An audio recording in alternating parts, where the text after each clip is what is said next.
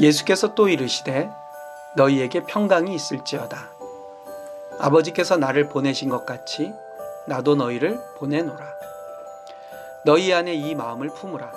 곧 그리스도 예수의 마음이니 그는 근본 하나님의 본체시나 하나님과 동등됨을 취할 것으로 여기지 아니하시고 오히려 자기를 비워 종의 형체를 가지사 사람들과 같이 되셨고 사람의 모양으로 나타나사 자기를 낮추시고 죽기까지 복종하셨으니 곧 십자가에 죽으심이라. 아멘.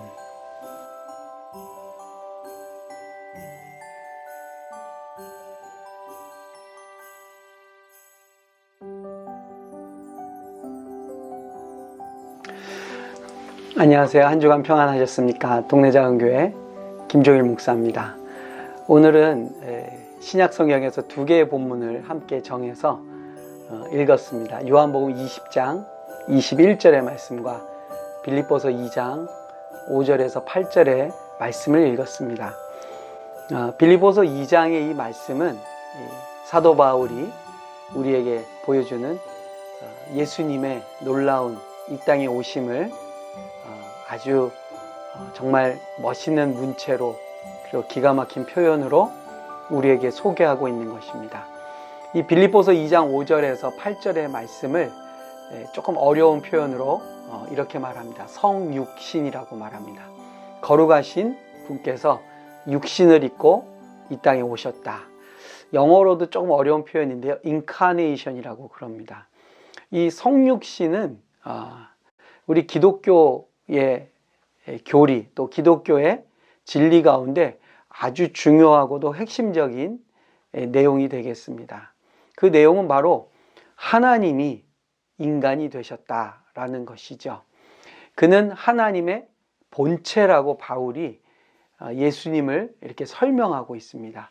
하나님 자신이신 예수님이 이 땅에 오셨다라는 것이죠. 기독교의 구원이 다른 종교와 다른 점이 바로 여기에 있습니다. 이것도 신학적으로는 이걸 기독론, 그리스도론 그러는데요. 예수가 그리스도가 되셨다라는 것을 어떻게 성경은 묘사하냐면 예수가 바로 하나님 본체이셨다. 그래서 하나님이신 예수님이 이 땅에 오셨다라는 것이죠. 그런데 그분이 하나님이신 예수님이 어떻게 오셨느냐? 동등됨을 취하지 않으시고 하나님과 동등됨의 모습과 모양이 아니라 종의 형체를 가졌다 그럽니다. 그 종의 모습이 바로 무엇입니까? 인간의 모습으로, 인간으로 오셨다라는 것이죠.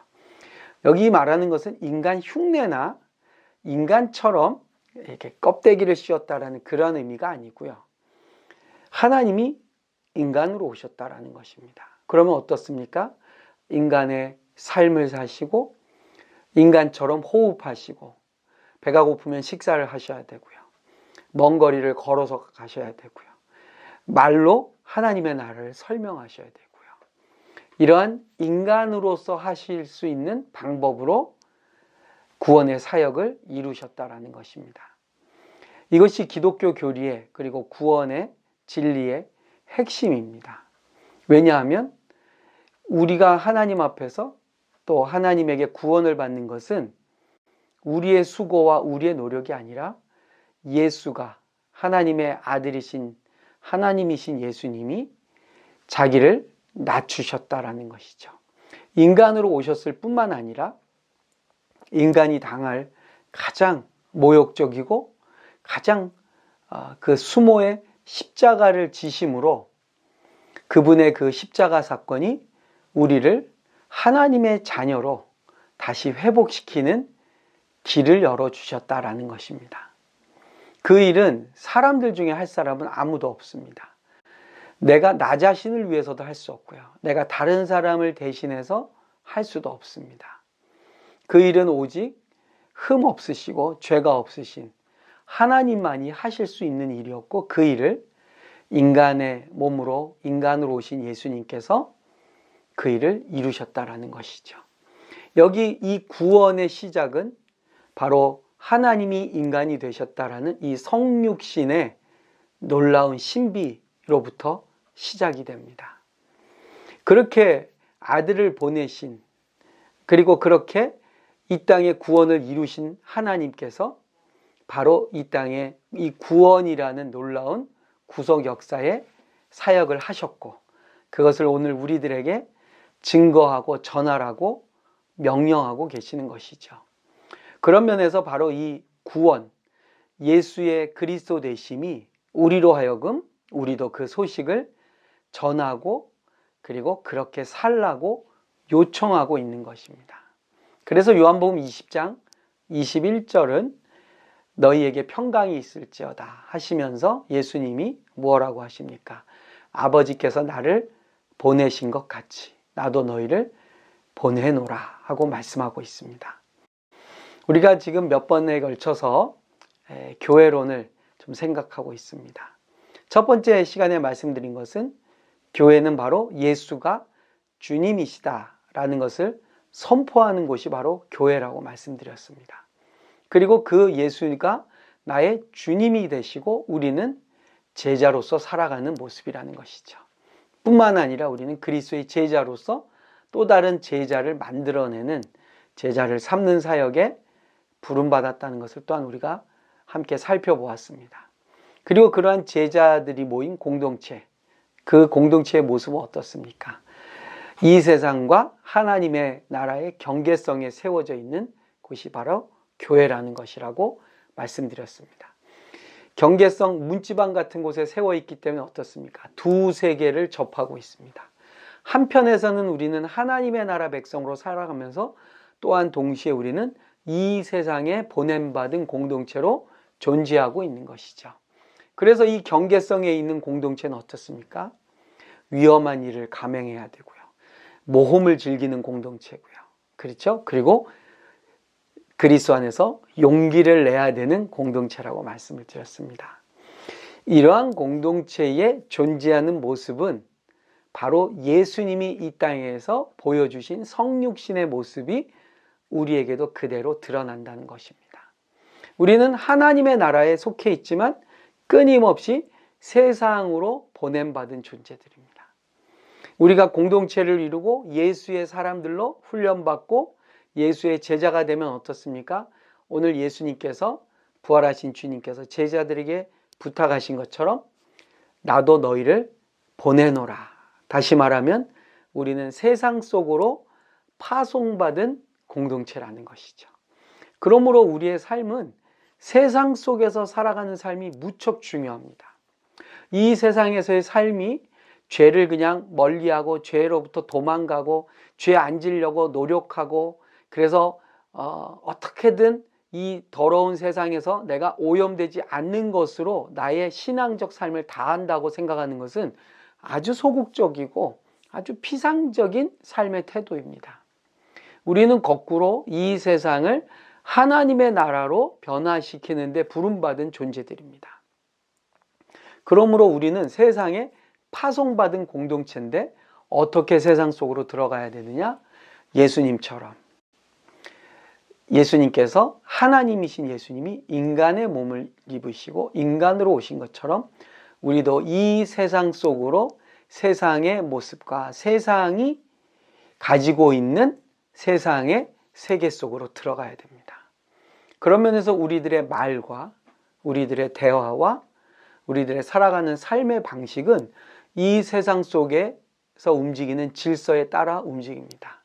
저와 여러분도 직장 생활을 하고요, 밥을 먹고요, 지하철을 타고, 차를 운전하면서 출퇴근을 하고요, 마트에 가서 장을 봅니다.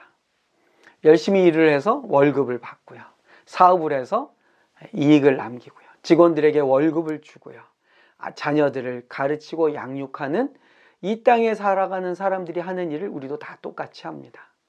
왜냐하면 우리도 이 세상에 보냄받았기 때문이죠. 그러나 우리가 이 세상에서 살아가는 방식은 예수님이 살아가신 방법을 따라가는 것이죠. 우리도 이 세상 속에서 이 세상의 일을 하고 이 세상의 방식으로 살아가는 것 같지만 예수님이 이 땅에서 보여주신 것처럼 우리들의 삶의 모습과 우리들의 대화와 그리고 우리가 살아가는 이 세상에서의 가치관을 통해서 우리는 이 세상 속에 하나님의 나라가 존재하는 것을 보여주는 존재로 부름받았다는 사실을 잊지 마셔야 됩니다. 그것이 성육신의 삶입니다. 그러면 어떻게 우리가 성육신의 삶을 예수님처럼 살아갈 수 있느냐? 오늘 본문의 말씀이 우리에게 보여주는 것이 무엇입니까? 예수님은 하나님이셨고 하나님의 아들이셨는데 인간의 모양으로 인간으로 오셔서 자기를 낮추셨다고 그럽니다. 섬기셨다고 말합니다. 왕이신 예수님이 우리에게 보여주시는 하나님 나라의 왕의 모습은 백성을 섬기는 모습입니다. 백성들을 다스리고 통치하고 군림하고 복종시키는 것이 아니라 이 세상 영혼들을 위해서 자기를 낮추시고 어디까지 낮추십니까? 죽기까지 복종하셨다고 합니다. 우리 교회인 저와 여러분은 성육신의 선교를 감당하기 위해서 부름받았습니다. 그러므로 우리의 지향점과 우리의 눈동자에 바라보는 그 지점은 어디입니까? 우리가 섬겨야 될 대상을 찾는 것이죠. 이 땅에 섬김이 필요한 자들에게 다가가는 것이죠. 그들의 눈높이에 맞추어서 그들을 도와주고 보살피고 그들의 필요를 채워주며 그들로 하여금 예수를 알게끔 예수님을 발견하게끔 도와주는 일에 우리가 부름받은 줄로 믿습니다. 이것이 바로 성육신의 삶이고 성육신의 선교입니다. 그러므로 우리 예수가 그리스도이시고 우리의 주님이시라는 사실은 우리가 어떻게 그것을 증명하고 보일 수 있습니까? 우리도 예수님처럼 섬기는 자리로 나아가야 된다는 것이죠. 대접받고 인정받고 존경받는 자리가 아니고요. 이름 없이 빚도 없이 때로는 대가를 바라지 않고요. 이 세상에 정말 눈물이 많은 곳, 아픔이 있는 곳, 배고픔이 있는 곳, 예수님을 몰라서 인생을 쓸데없는 것에 허비하고 있는 자들에게 찾아가서 그들을 섬기는데 저와 여러분이 부름받은 것입니다. 그러므로 우리의 선교는요, 하나님이 먼저 하신 그리고 하나님께서 아들 예수를 통해 보여주신 그 하나님의 선교를 감당하는 것이 바로 교회입니다. 그러므로 저와 여러분이 예수의 제자로 이 사랑, 이 헌신, 이 성육신의 삶을 살아가면 어떤 결과가 나올까요? 바로 우리들을 통해서 또 다른 제자가 나와서 그 제자들이 점점 많아지고 그 제자들이 예수를 주로 고백하는 모임이 시작되는 것이 바로 교회라는 것입니다. 그러므로 예수 그리스도의 구원의 사역인 이 예수 그리스도의 성육신이 우리로 하여금 성육신의 선교를 이루게 되고요. 그 성육신의 선교를 통해서 이 땅에 제자들의 공동체, 하나님의 백성의 공동체인 교회가 세워지게 된다는 것입니다. 우리가 종종 착각하는 것 중에 하나가요, 교회를 세우면 선교를 할 수 있다고 생각해요. 그런데 오늘 이 말씀을 잘 들어보면 예수님은 우리로 하여금 교회를 세워서 선교하라고 하지 않고요, 너희가 복음을 전하면, 성육신의 삶을 살면 교회가 세워질 것이라고 말씀합니다. 우리가 그렇다고 해서 교회를 세우는 것을 반대하거나 또는 지상의 교회가 필요 없다는 교회 무용론을 주장하는 것은 아닙니다. 우리의 전도와 복음 증거와 우리의 제자의 삶과 우리의 성육신의 섬김은 필연적으로 교회를 만들어냅니다. 왜냐? 예수님이 12 제자를 세우시고 성령이 그들과 함께 하셨을 때 그들의 제자의 삶, 성육신의 삶을 통해서 이 땅에 교회가 세워졌기 때문이죠. 여러분, 저와 여러분이 교회로 산다는 것은 무엇입니까?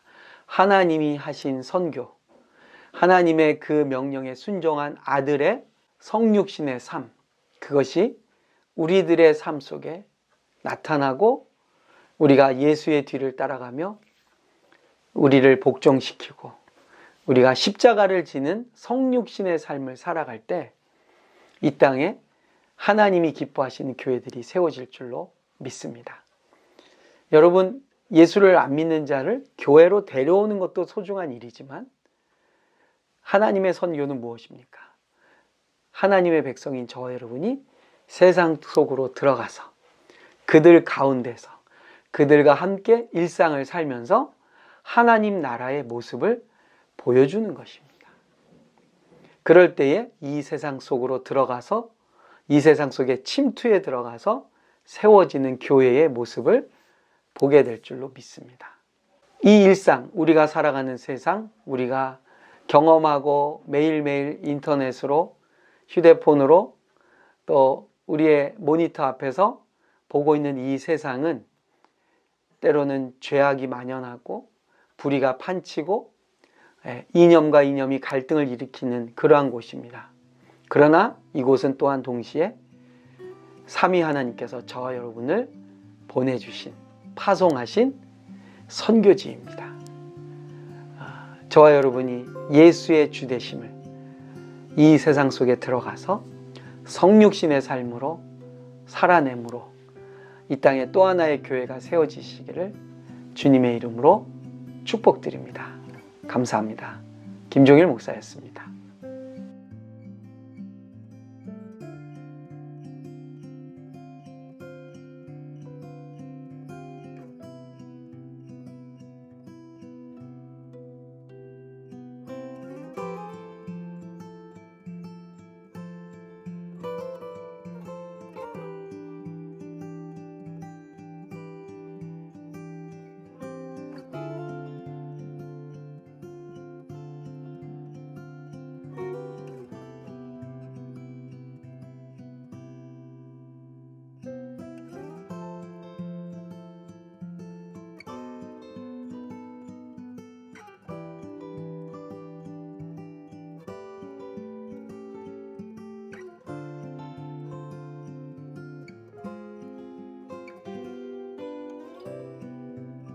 지금은 우리 주 예수 그리스도의 은혜와 하나님 아버지의 사랑과 성령님의 인도, 보호, 교통하심이 형제들에게, 자매들에게 온 세상 위에 함께 계실지어다. 아멘.